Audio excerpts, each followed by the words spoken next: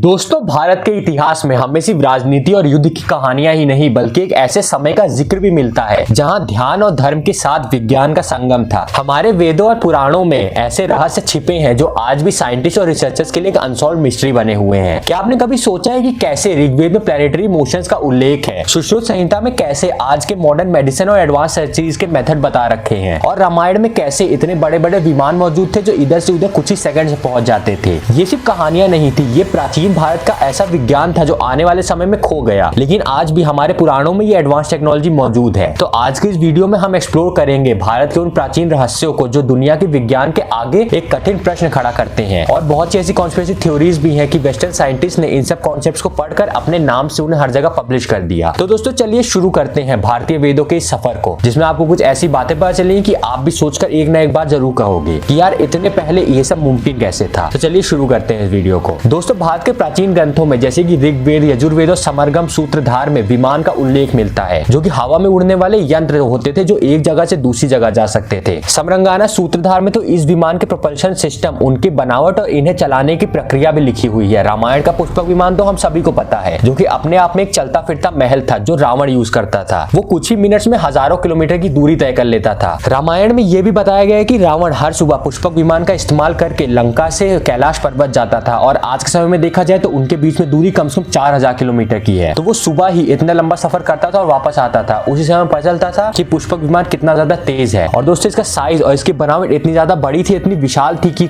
ये इतना तेज चल पाता था। दोस्तों, विमान को लाइटनिंग एनर्जी और मर्क्यूरी बेस्ड प्रोपल्शन सिस्टम से ऑपरेट करने का जिक्र मिलता है। ये कैसे होता है इसके बारे में साइंटिस्ट आज भी नहीं जानते। समरंगना सूत्रधार में इनका लाइट वेट और एरोडायनेमिक स्ट्रक्चर भी मेंशन किया गया है, और जब कुछ साइंटिस्ट ने मिलकर इसका एक अपनी तरफ से स्केच रिक्रिएट किया तो उन्हें देखने को मिला कि भारतीय विमान भी आज के लगभग प्लेन जैसे ही मिलते थे, बस उनका साइज बहुत ज्यादा बड़ा होता था, जो कि मॉडर्न एयरक्राफ्ट के प्रिंसिपल से बहुत ज्यादा मिलता जुलता है। ये एनर्जी सिस्टम आज के आयन प्रोपल्शन और जेट इंजन टेक्नोलॉजी के काफी करीब है। पर ये सब आखिरकार 5000 साल पहले कैसे पॉसिबल था? कैसे प्राचीन भारत के लोगों ने बिना किसी मॉडर्न टेक्नोलॉजी के ऐसे यंत्र बनाए? क्या ये एक एंशिएंट लॉस्ट सिविलाइजेशन थी जो कि हम भूल चुके हैं? वेस्टर्न रिसर्चर्स आज इस रहस्य पर काम कर रहे हैं, पर भारतीय ऋषियों ने आज से कई हजारों वर्ष पहले ही ऐसी टेक्नोलॉजी बनाई थी कि उनके बारे में सोचकर भी आज इंसान हैरान रह जाएगा। और सिर्फ विमान ही नहीं, भारतीय परंपरा में मॉडर्न डे एस्ट्रोलॉजी और एस्ट्रोफिजिक्स को भी पीछे छोड़ रखा है। सूर्य सिद्धांत नामक एक बुक में जितने भी प्लेनेट है उन सबकी मूवमेंट, जितने भी एक्लिप्सेस यानी कि ग्रहण होते हैं, और अर्थ का जो डायमीटर होता है उसके बारे में भी हमें बता रखा है, हमें उसके सर्कमफेरेंस के बारे में बता रखा है। भारत के एंशिएंट स्कॉलर्स ने अर्थ स्फेरिकल का कॉन्सेप्ट सूर्य सिद्धांत में पहले ही दे दिया था। जब पूरा का पूरा यूरोप ये सोचने में लगा होता कि पूरा अर्थ एक फ्लैट मैप जैसा है, तब हमारे ऋषियों ने बता दिया था कि दुनिया गोल है ना कि फ्लैट। भारत के ऋषियों ने नक्षत्रों को यूज करते हुए टाइम कीपिंग सिस्टम भी डेवलप किए थे। पंचांग और मुहूर्त के बेस्ड जो कैलकुलेशन आज हम करते हैं वो इन्हीं सब चीजों पे बेस्ड है, जो कि बिल्कुल प्रिसाइज एस्ट्रोनॉमिकल ऑब्जर्वेशन होती हैं। आज के समय में जो हिंदू प्रथा में कुंडलियां बनाई जाती हैं, उन्हें भी एक तरह पूरी तरह एस्ट्रोनॉमिकल व्यू से ही बनाया जाता था, और उसमें सारे प्लैनेट का जो मूवमेंट होता था एकदम प्रिसाइज होता था। पर सोचने की बात यह है कि बिना टेलीस्कोप और मॉडर्न इंस्ट्रूमेंट्स के भारत के स्कॉलर्स प्लैनेटरी डिस्टेंसेस और मूवमेंट को कैसे समझ पाए? कैसे उन्होंने ग्रेविटेशन फोर्सेस और एक्लिप्सेस के रूल बनाए? आज की दुनिया जब ये सब क्लेम करते हैं तो वो भारत के प्राचीन ज्ञान को इग्नोर कर देते हैं, जबकि वो भूल जाते हैं कि आज से 2000 साल पहले जब मैथमेटिक्स और फिजिक्स के बारे में यूरोप ने सुना भी नहीं था, तभी आर्यभट्ट ने धरती से सूर्य की दूरी को अपनी कैलकुलेशंस की मदद से मैप कर लिया था, जान लिया था, जो भारतीय वैदिक गणित और विज्ञान की काबिलियत के बारे में हमें बताती है। और सिर्फ इतना ही नहीं, भारत के आयुर्वेद ग्रंथों में सुश्रुत ने सर्जरी जैसे कैटरेक्ट रिमूवल, प्लास्टिक सर्जरी और यहाँ तक कि जो ट्यूमर होता है, ट्यूमर कैसे निकाला जाता है, इसके बारे में भी जिक्र किया है। सुश्रुत संहिता में 125 तरह के ऐसे इंस्ट्रूमेंट्स को मेंशन किया गया है जो आज भी हमें मॉडर्न मेडिसिन में देखने को मिलते हैं। Blood circulation, anaesthesia, post operative care जैसे बहुत से ऐसे मेथड्स जो आज के समय में यूरोप में लेट 18th सेंचुरी में आज से 120 से 25 साल पहले डेवलप हुए थे, भारत में ये सब चीजें कई हजारों सालों से प्रैक्टिस की जा रही हैं। आखिर बिना मॉडर्न लैब्स और माइक्रोस्कोप के सुश्रुत और चरक जैसे स्कॉलर्स ने इतनी कॉम्प्लेक्स एनाटॉमी और डिजीज को कैसे समझ पाए वो, और इतने अच्छे से उसका इलाज कैसे कर पाए? सुश्रुत जो कि दुनिया के पहले प्लास्टिक सर्जन भी कहे जाते हैं, और चरक संहिता का इस्तेमाल आज भी बहुत सारी मॉडर्न मेडिकल बुक्स में किया जाता है। बहुत सी लिटरेचर्स को बनाने के लिए इस सुश्रुत संहिता को ही पढ़ा जाता है, जो हमें भारतीय आयुर्वेद की शक्ति के बारे में बताता है कि हमारे यहाँ पिछले हजारों सालों से बहुत सी सोफिस्टिकेटेड और मुश्किल सर्जरीज हो रही हैं, और वो भी बिना किसी मॉडर्न मेडिसिन के। और ये तो सिर्फ मेडिकल साइंस की बात है, पर जहां दुनिया को साल 1900 में क्वांटम फिजिक्स के बारे में मैक्स प्लैंक ने पहली बार बताया था, तो वहीं भारत में कनर नाम के एक ऋषि ने वैशेषिका सूत्र में मैटर के इंडिविजुअल यूनिट्स, अणु और परमाणु का कॉन्सेप्ट दिया था, जो कि आज भी साइंटिस्ट के बारे में सुन के हैरान है। उन्होंने ये कहा था कि अणु यानी कि जो एक एक एटम होता है, एक फंडामेंटल बिल्डिंग ब्लॉक होता है जिसकी मदद से ही सारे के सारा मैटर बना हुआ है। बिना अणु के कोई भी चीज बन नहीं सकती। और फिर उन्होंने परमाणु का भी कॉन्सेप्ट दिया था जिसमें एक अणु को कैसे तोड़ा जाए और उस दोनों को कैसे जोड़ा जाए, जो कि आज के समय में हम न्यूक्लियर फिजन और फ्यूजन कहते हैं, उससे डायरेक्टली सिग्निफाई करता है। और जो चीजें हमें 1939 में, जब हमें 1939 में पता चला कि यार हम एटम्स को जोड़ भी सकते हैं, लेकिन उसके हजारों सालों पहले हिंदू माइथोलॉजी में ये बात पहले से बता रखी थी। जब दुनिया के लिए एटम का कॉन्सेप्ट मॉडर्न फिजिक्स ने 19th सेंचुरी में इंट्रोड्यूस किया तो कन्नड़ ने इसे हजारों साल पहले ही अपने सूत्र में लिख दिया था। क्या उनके पास कोई एडवांस ऑब्जर्वेशनल टूल्स थे या फिर उन्होंने सिर्फ अपनी काबिलियत के मदद से ये सब निकाला? जहां 1939 में इन न्यूक्लियर पार्टिकल्स को तोड़ना और जोड़ना हमें पहली बार पता चला। इस वैशेषिका सूत्र ने न्यूक्लियर फिजन और फ्यूजन को बिल्कुल डिटेल में समझाया है, जो भारतीय पुराणों की शक्ति और एडवांसमेंट के बारे में हमें बताता है। और सिर्फ इतना ही नहीं, जहां मॉडर्न जियोलॉजी आज भी दुनिया के बनने का रहस्य खोज रही है, तो वहीं भारतीय साइंस इन सबसे बहुत आगे चल रही है। प्राचीन भारत में कल्प और युग की कैलकुलेशंस कॉस्मिक स्केल पर की गई हैं। एक कल्प जो कि 4.32 बिलियन ईयर्स यानी 432 करोड़ साल के बराबर माना जाता है, लगभग उतनी ही धरती की उम्र भी है। और हमें पुराणों में बताया जाता है कि धरती की उम्र लगभग एक कल्प के आसपास है, जो कि मॉडर्न जियोलॉजी की अर्थ से लगभग एग्जैक्टली मिलता जुलता है। कैसे हमारे स्कॉलर्स ने बिना किसी मॉडर्न जियोलॉजी टूल या फिर मॉडर्न जियोलॉजी स्टडी के हमारे हजारों सालों, हमारे करोड़ों साल पुराने इतिहास को पता लगाया, जबकि दुनिया का साइंस अभी भी उनका वेरिफिकेशन अच्छे से नहीं कर पाया है। ये एक प्रूफ है कि भारत के प्राचीन ज्ञान का स्केल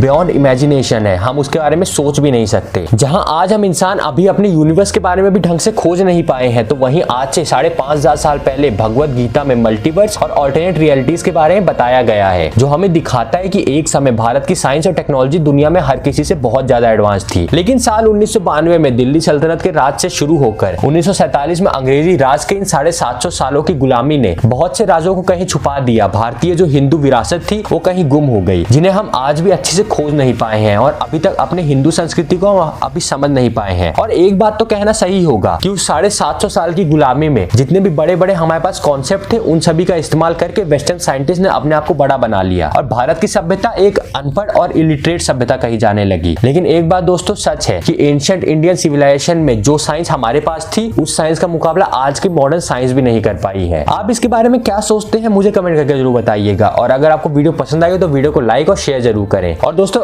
ऐसे ही और भी वीडियोस देखने के लिए चैनल सब्सक्राइब करें और मिलते हैं ऐसे ही किसी और भी वीडियो में। तब तक के लिए जय हिंद, जय भारत, वंदे मातरम।